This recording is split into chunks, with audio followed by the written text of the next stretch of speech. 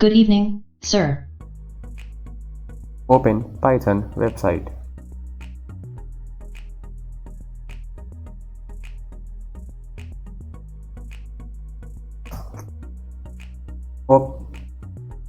Open Microsoft website.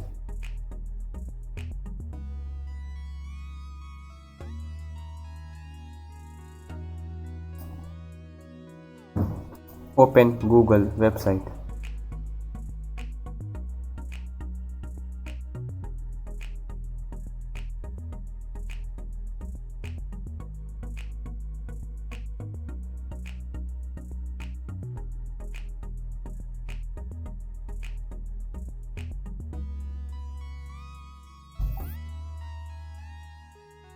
Open Stack Overflow website.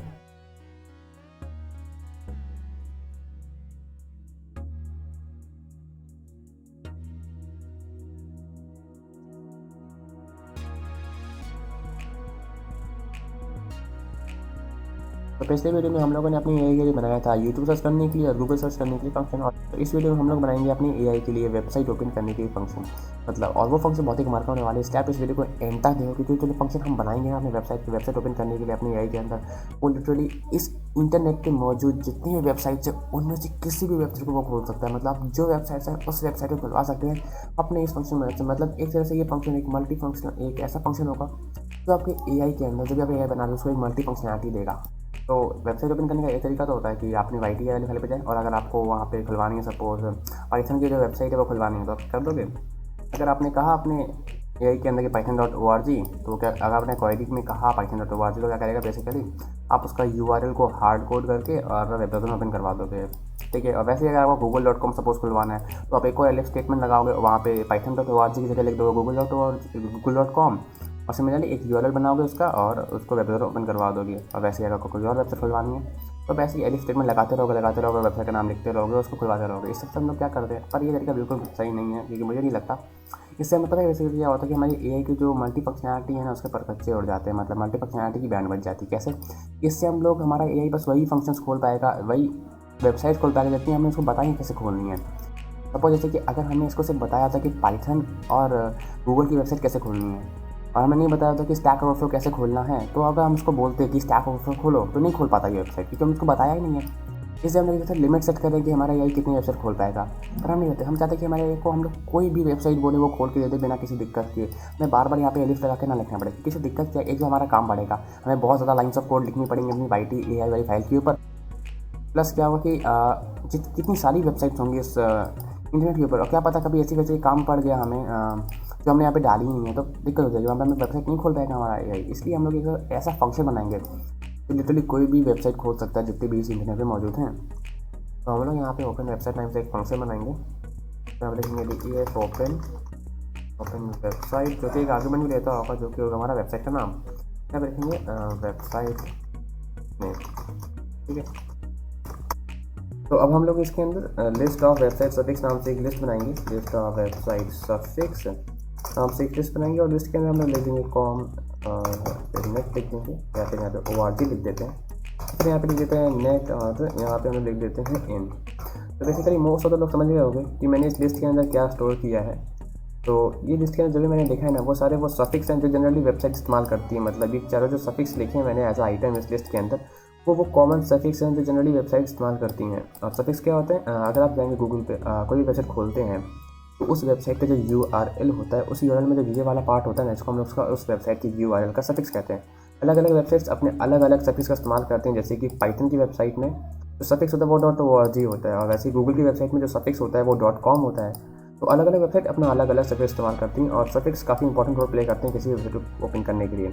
अगर आपने python.org लिखा है, अगर यहाँ पे आपने इसको कॉम कर दिया ना, तो देखना कोई वेबसाइट नहीं खुलने वाली, और आपको ये इस तरह कुछ दिखा देगा। क्यों दिखाएगा? क्योंकि python.com करके कोई वेबसाइट एग्जिस्ट नहीं करती, तो खोलेगा कहाँ से? बेसिकली अगर आप python.org की जगह python.com कर देंगे तो वो वेबसाइट नहीं खुलेगी। तो मतलब सही सफिक्स जाना काफ़ी इंपॉर्टेंट होता है। तो ये तो थी सारी सब्जेक्ट्स की इंपॉर्टेंस की बातें। तो बेसिकली हमने यहाँ पे लिस्ट बनाई क्यों है, कि हमने यहाँ पे लिस्ट बनाई तो हम क्या चाहते हैं कि हमारे ये फंक्शन उसको जो भी वेबसाइट ओपन करने को बोले वो ओपन करके दे दे बिना किसी दिक्कत के। ठीक है। तो वो करने के लिए हमें सबसे पहले तो डिटरमाइन करना पड़ेगा कि जो वेबसाइट हम इसको ओपन करने को बोल रहे हैं वो वेबसाइट कौन सा सफिक्स इस्तेमाल करती है। जैसे कि सपोज अगर हमने इसको कहा कि पाइथन की वेबसाइट खोलो, तो सबसे पहले तो हमें वो जानना पड़ेगा कि जो पाइथन की वेबसाइट है वो कौन सा सफिक्स इस्तेमाल करती है। क्योंकि सपोज पाइथन की वेबसाइट खोलनी है तो पाइथन में .org लगता है, ये तो हमें तो पता है कि इसमें .org लगता है, पर प्रोग्राम को तो नहीं पता ना। तो वो हमें सबसे पहले तो डिटरमाइन करना पड़ेगा कि वो वेबसाइट जो हम खोलने को बोल रहे हैं वो कौन सा सफिक्स इस्तेमाल करती है। ठीक है, तो उसको करने के लिए हम लोग क्या करेंगे, तो हमें जो भी वेबसाइट खुलवानी होगी ना, तो हम लोग इस ओपन वेबसाइट नाम के फंक्शन के अंदर एज आ आर्ग्यूमेंट पास करेंगे। तो हम लोग जो भी इसको एज आर्ग्यूमेंट पास करेंगे, जो भी वेबसाइट का नाम पास करेंगे इसको एज आर्ग्यूमेंट, हम उस वेबसाइट के नेम के साथ जितने भी सफिक्स हैं इस लिस्ट के अंदर, उस हर एक सफिक्स को अटैच करके एक यूआरएल बनाएंगे। और उसके बाद उस यूआरएल के ऊपर हम लोग रिक्वेस्ट सेंड करके चेक करेंगे कि वो वेबसाइट एग्जिस्ट करती है या नहीं करती है। ठीक है, तो मैं अब तक आपको बेसिक लॉजिक एक्सप्लेन कर रहा था अपने इस फंक्शन का, किस लॉजिक के बेस पे फंक्शन काम करेगा।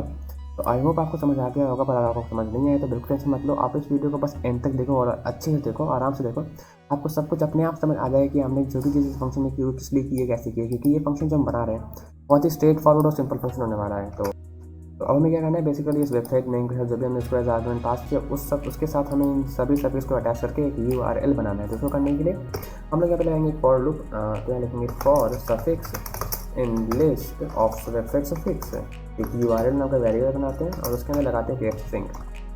और स्ट्रिंग के अंदर क्या लिखेंगे, हम लोग लिखेंगे यहाँ पे HTTPS कोलन, उसके बाद तो फॉरवर्ड स्लैश यहाँ लिखेंगे www. उसके बाद यहाँ पे हम लोग कर्ली ब्रेसेस के अंदर लिख देंगे अपना क्या वेबसाइट का नाम, जो भी हमने वेबसाइट नेम पास किया है। और उसके बाद डॉट और यहाँ पे लिख देंगे अपना सफिक्स, और फिर इसको प्रिंट करके दिखा देता हूँ कि बेसिकली ये क्या होगा, हमें आउटपुट कैसे मिलने वाला है। तो यहाँ लिखते हैं प्रिंट यूआरएल और करते हैं testing.py के ऊपर। यहाँ पे ओपन वेबसाइट नाम से फंक्शन, और सपोज हमें पाइथन की वेबसाइट खुलवानी है, मतलब पाइथन में से एज आर्गुमेंट पास करके क्या करेगा, हमें 4 यूआरएल बना के देगा, और हर एक यूआरएल में जो सफिक्स लगा होगा ना वो सफिक्स ये चारों होंगे, मतलब जो चारों सफिक्स मैंने सेव किए हैं इस लिस्ट के अंदर वो चारों सफिक्स लगा के दे देगा, हमें एक यूआरएल बना के दे देगा 4 यूआरएल। ठीक है, तो यहाँ पे एक एरर आ गया कि make sure you are connected to internet. तो एक बार फिर से रन कर लेते हैं। इनसे से कनेक्टेड तो हूँ मैं, पर फिर भी दिखा रहा है कि कनेक्टेड करो। ठीक है, तो पाइवॉट किट में आ रहा है, देखिए मैं पाइवॉट किट को इम्पोर्ट करा देता हूँ, बता देते हैं, आप रन करते हैं। आई होप आपका रन हो जाएगा। देखो हाँ रन हो रहा है, हाँ ठीक है रन हो गया बढ़िया से।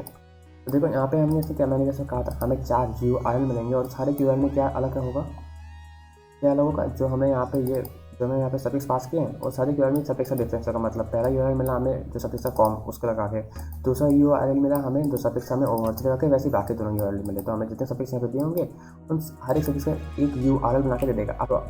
तो अब हमें क्या करना है, हमें जितने भी यूआरएल मिले हैं उन हर एक यूआरएल के ऊपर हमें रिक्वेस्ट सेंड करके चेक करना है कि वो उस सफिक्स के साथ वो यूआरएल एग्जिस्ट करता है या नहीं करता है। ठीक है, तो उसको करने के लिए हम लोग इस्तेमाल करने वाले हैं रिक्वेस्ट मॉड्यूल का। उसको इंस्टॉल करने के लिए आप सिंपली लिख दें इफ इंस्टॉल रिक्वेस्ट अपने टर्मिनल में, और वो इंस्टॉल हो जाएगा। और अगर आप एनाकोंडा एनवायरनमेंट में हैं, एनाकोंडा के वर्चुअल एनवायरनमेंट में हैं, तो आपको रिक्वेस्ट मॉड्यूल इंस्टॉल करने की जरूरत नहीं, वो ऑलरेडी इंस्टॉल रहता है उस एनवायरनमेंट में। तो आप सिंपली यहाँ पे जाएँ और इंस्टॉल होने के बाद आप सिंपली यहाँ पे जाएँ, लिख दें इंपोर्ट रिक्वेस्ट और इंपोर्ट हो जाएगा।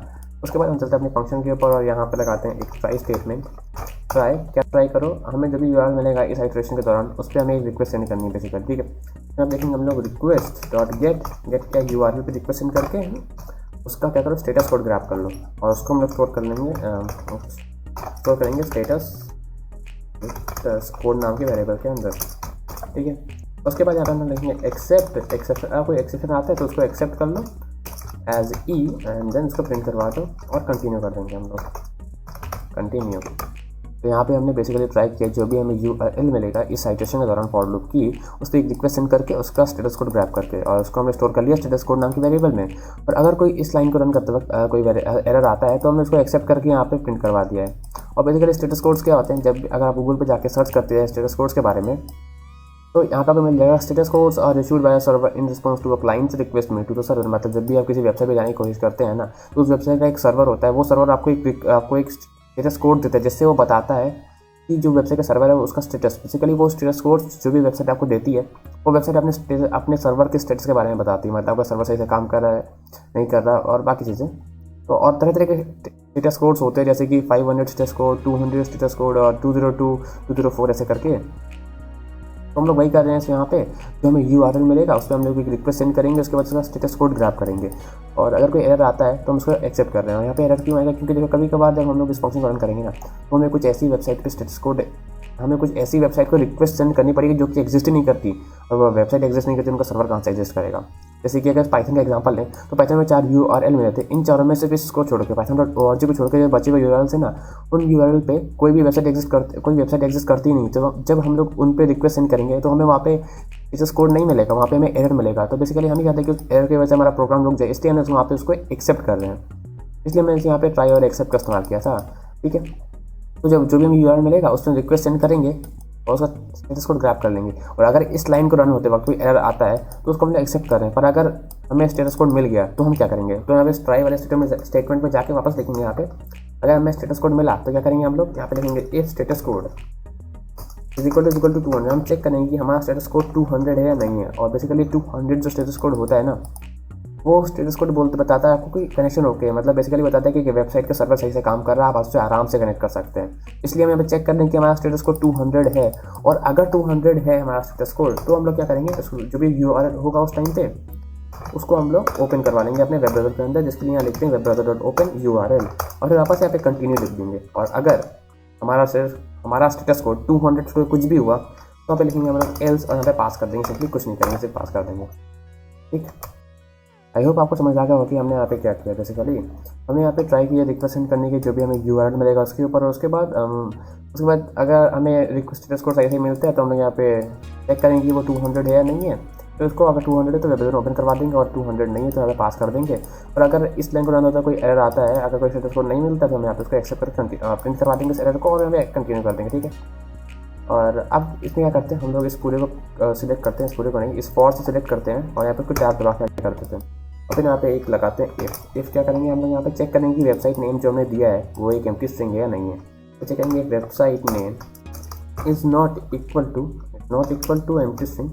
अगर हमारी वेबसाइट एक एम्प्टी स्ट्रिंग नहीं है तो डायरेक्टली ये कर दो, फॉर जितने भी यहाँ पे हैं उससे एक्टिवेट करके, तो बेसिकली यहाँ पे जो ये सब लिखा है वो लाइन रन कर दो। और अगर हमारे लिए जो हमने यहाँ पे क्वेरी पास की है वो एक एम्प्टी स्ट्रिंग है तो क्या करो, यहाँ पे लिखते हैं एक एल्स यहाँ पे हम लोग लिखेंगे टेक कमांड डॉट लोअर में हम लोग स्टोर करेंगे वेबसाइट नेम नाम के वेरिएबल के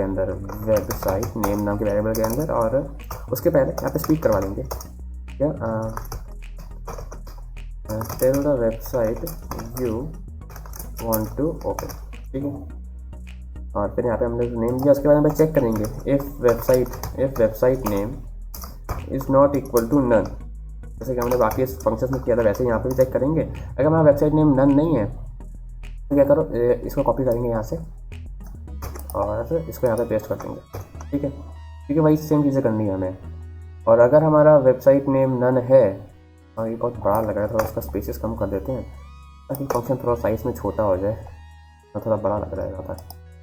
यहाँ से ऐसा करते हैं और यहाँ पे इसको ऐसे करते हैं, ठीक है। तो फंक्शन थोड़ा बड़ा है पर बहुत एफिशिएंट वर्क करता है, मतलब जो एफिशिएंसी है फंक्शन की वो बहुत बढ़िया वाली है। तो अगर हमारा क्या कहते हैं इसको, कहाँ क्या वेबसाइट नेम नन नहीं है तो ये चीज़ें रन कर दो, और अगर नन है तो यहाँ पे एक और एल्स लगा देते हैं, यहाँ पे लिखेंगे एल्स पास कर दो, यहाँ पे टिक करवा देंगे, बेसिकली टिक करेंगे you haven't told the website name to open, यहाँ पर छोड़ दो टोल्ड द वेबसाइट नेम, ठीक है। तो बेसिकली हमारा ओपन वेबसाइट फंक्शन बन चुका है वैसे। और तो अब हम लोग अपने ओपन वेबसाइट वाले फंक्शन को चेक भी कर लेते हैं। तो सपोज हमें पाइथन की वेबसाइट खुलवानी है तो हम लोग यहाँ लिखेंगे ओपन वेबसाइट, उसके बाद पाइथन इसको एज आर्गुमेंट पास कर देंगे, और जैसे इसको रन करेंगे तो ये हमें पाइथन की वेबसाइट खोल के दे देगा। और जैसे कि मैंने कहा था इसने पाइथन की वेबसाइट खोल के दे दी हमें python.org करके। तो बेसिकली इसने किया क्या तो उसको समझने की चलते हैं function.py के ऊपर, और यहाँ पे देखते हैं। सबसे पहले तो उसने चेक किया कि हमने आर्गुमेंट दिया या नहीं दिया है, और हमने आर्गुमेंट ऑब्वियसली दिया था तो उसने यहाँ से रन करना शुरू कर दिया उसको। सबसे पहले तो इसने हर एक आइटम थ्रू आइटरेट करके URL बनाया, ठीक है। तो सबसे पहला URL जो उसने बनाया वो था python.com करके, तो python.com पे URL बनाया। उसके बाद इसने रिक्वेस्ट सेंड की, उसके ऊपर कोशिश की रिक्वेस्ट सेंड करके स्टेटस कोड को ग्रैब करने की, पर हमें पता है कि python.com कोई वेबसाइट है नहीं, python.com से कोई वेबसाइट नहीं है, तो ऑब्वियसली पता है एरर मिलने था, तो उसने उस एरर को ग्रैब किया। तो प्रिंट करके दे दिया, जो कि था हमारी HTTPS कनेक्शन पूर एरर वाला एरर। उसके बाद इसने हमने यहाँ पे लिखा था कंटिन्यू, तो कंटिन्यू करके इस फॉर लूप की सेकंड आइटरेशन पे गया और वहाँ पे उसने फिर एक और URL बनाया जो कि था python.org, और उसके ऊपर रिक्वेस्ट सेंड की। और हमें पता है कि इस वेबसाइट, इस URL के साथ एक वेबसाइट है जो कि पाइथन की खुद की वेबसाइट है। तो ऑब्वियस सी बात है, हमें यहाँ पे स्टेटस कोड मिलेगा जो कि था 200 था, इसलिए उसने उसको यहाँ पे खोल के दे दिया हमें वेब ब्राउज़र ओपन करके। उसके बाद यहाँ पे मैं वापस से कहता कंटिन्यू, फिर ये कंटिन्यू करके वापस गया net के ऊपर, इस नेट वाले के ऊपर एक URL बनाया तो हमारा python.net, और उस पर ट्राई किया रिक्वेस्ट भेज के, तो वहाँ पे हमें एरर मिला क्योंकि इस URL पे भी कोई वेबसाइट नहीं है। उस एरर को यहाँ प्रिंट किया, और सिमिलरली python.in वाले भी कोई वेबसाइट नहीं है, तो वहाँ पे भी हमें एक एरर मिलकर यहाँ पे प्रिंट कर दिया उसने। इस तरह बेसिकली ये चेक करेगा कि कौन सी URL के साथ, कौन से सफिक्स के साथ वेबसाइट एग्जिस्ट करती है, और फिर हमें वेब ब्राउज़र ओपन करके दे देगा। यहाँ पे मैंने पाइथन खुलवाई थी, आप चाहें तो यहाँ पे कोई भी वेबसाइट खुलवा सकते हैं, जैसे कि सपोज मैं माइक्रोसॉफ्ट की वेबसाइट खुलवाऊँ, यहाँ देखते हैं माइक्रोसॉफ्ट, और यहाँ पे इसको रन करते हैं, और देखो microsoft.com खोल के दे दिया इसने हमें, और प्लस इसने एक और microsoft.org करके वेबसाइट खोल के दे दी। चाहे माइक्रोसॉफ्ट की दो सफिक्स के साथ वेबसाइट एग्जिस्ट करती हैं, तो इसने हमें दोनों खोल के दे दी। इसलिए मैंने यहाँ पे एक बार ओपन करवाने के बाद मैं कंटिन्यू कर दिया, ताकि अगर बाई चांस कोई एक वेबसाइट का नाम दो URL के साथ, दो सफिक्स के साथ एग्जिस्ट करता है, तो उन दोनों वेबसाइट को खोल दे, फिर हम पे छोड़ दे कि हमें कौन सी वेबसाइट को देखनी है, कौन सी नहीं देखनी। जैसे कि माइक्रोसॉफ्ट.com, microsoft.org दोनों एग्जिस्ट करती हैं, तो उसने दोनों खोल के दे दी। ठीक है, और अगर हम लोग यहाँ पे कंटिन्यू नहीं लगा देना, यहाँ पे कंटिन्यू, तो ये मेरा microsoft.com खोल के देता, microsoft.org नहीं खोलता। और क्या पता कभी मैं इससे काम होता तो, मतलब पता नहीं ना कौन सा वेबसाइट काम है। ठीक है, और बाकी दोनों के लिए यहाँ पे इसने एरर थ्रो कर दी, क्योंकि ऑब्वियसली इन दोनों नाम से वेबसाइट एग्जिस्ट नहीं करती होगी, तो उसने एरर दे दिया हमें। तो आई होप आपको समझ आ गया कि हमारा ओपन वेबसाइट फंक्शन किस तरह काम कर रहा है, कोई भी वेबसाइट खोल सकता है और किस तरह खोल सकता है। अगर आप चाहते हैं कि आपका ये फंक्शन और वैरायटी ऑफ वेबसाइट खोल सके, तो आपको सिंपली यहाँ करना है, यहाँ पे और सफिक्स डाल देना। जैसे कि मैंने सिर्फ 4 रखे सफिक्स, सिंपलिसिटी के लिए आप यहाँ पे और सफिक्स ऐड कर सकते हैं, जैसे कि .io एक और सफिक्स होता है वेबसाइट में लगता है जो, आप उसको ऐड कर सकते हैं ताकि .io सफिक्स वाली वेबसाइट भी खोल सकें। फिर गवर्नमेंट वेबसाइट के लिए .gov सफिक्स लगता है, आप उनको भी ऐड कर सकते हैं ताकि गवर्नमेंट वेबसाइट भी खोल सकें। और बाकी ऐसी और वेबसाइट के सफिक्स होते हैं, आपको अपनी सूटेबिलिटी के हिसाब से यहाँ पर आप ऐड करते हो, वेबसाइट वो खोल पाएगा उस सफिक्स वाली वेबसाइट को। इससे क्या होगा कि और वैरायटी ऑफ वेबसाइट खोल पाएगी, क्योंकि बेसिकली जो वेबसाइट खोल रहा है उसका मेन मैकेनिज्म तो इसी के साथ जुड़ा हुआ है ना। आई होप आपको समझ आ गया। और अगर आपको ये फंक्शन पसंद आया है और मज़ा आया इसको बनाने में, तो चैनल को लाइक, सब्सक्राइब एंड शेयर जरूर से कर दें प्लीज़। तो अब हम लोग चलते हैं अपनी PyTI वाली फाइल के ऊपर, वहाँ पे वो कंडीशन लिख देते हैं जिन कंडीशन के बेस पे हमारा ये वाला फंक्शन एक्टिवेट होगा। तो यहाँ चलते हैं और इससे यहाँ से ये हटा देते हैं। तो यहाँ पे बेसिकली क्या कहना पड़ेगा, अगर हमें कोई वेबसाइट ओपन करवानी है तो हम लोग कहेंगे ओपन गूगल से वेबसाइट, ओपन पाइथन से वेबसाइट, ऐसे कहेंगे तो वो उसकी वेबसाइट खोल देगा। तो हम यहाँ पे क्या लिखेंगे, यहाँ लिखते हैं कि एलिफ लगाते हैं, एल्स में elif open and website, open and website in query. अगर वेबसाइट और ओपन दोनों हैं हमारी क्वेरी के अंदर, तो क्या करो, सबसे पहले यहाँ पर लिखेंगे query is equal to query dot replace, क्या रिप्लेस कर दो, ओपन को रिप्लेस कर दो, किससे रिप्लेस कर दो, एक एम्प्टी स्ट्रिंग से रिप्लेस करके इंटर कर दो। फिर यहाँ पे बनाएंगे एक वेरिएबल वेबसाइट नेम करके वेरिएबल बनाएंगे। यहाँ पे क्वेरी डॉट रिप्लेस, यहाँ पे क्या रिप्लेस करेंगे हम लोग, वेबसाइट को रिप्लेस कर देंगे। किससे रिप्लेस करेंगे, एक एम्प्टी स्ट्रिंग से, और यहाँ पे स्ट्रिप भी लगा देंगे ताकि कोई एक्स्ट्रा स्पेसेस हो वो सारी हट जाएँ। उसके बाद हम लोग अपना फंक्शन रन कर देंगे ओपन वेबसाइट करके, और उसके अंदर हम लोग वेबसाइट नेम को एज ए आर्गुमेंट पास कर देंगे। बेसिकली यहाँ पे क्या होगा कि जो भी हम उसको वेबसाइट नेम बोलेंगे वो ओपन करके दे देगा, उसकी उस नेम से जो वेबसाइट होगी वो ओपन करके दे देगा। तो सपोज अगर हमें पाइथन की वेबसाइट खुलवानी है अपनी आई से, तो हमें कहना पड़ेगा ओपन पाइथन्स वेबसाइट। तो क्या करेगा, ये ओपन हटा देगा अपनी क्वेरी से, फिर वेबसाइट हटा देगा क्वेरी से, उसके बाद ओपन वेबसाइट के अंदर जो बचेगा उसे दे देगा, जो कि हमारा पाइथन, और पाइथन की वेबसाइट खुल जाएगी। तो एक बार रन कर लेते हैं इसको भी।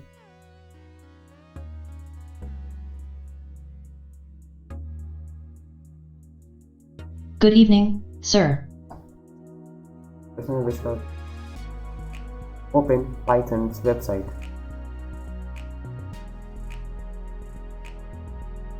इस तरह देखते हैं कि समझता होगा। ओपन, हाँ मैं खुल दिया, पाइथन की वेबसाइट खोल के दे दिया मैं। और अब बोलता हूँ open Microsoft website, Microsoft website खोल के दे दी इसने, बोली तो खोल दी। ठीक है, तो आप समझ में कैसे काम कर रहा है फंक्शन बेसिकली।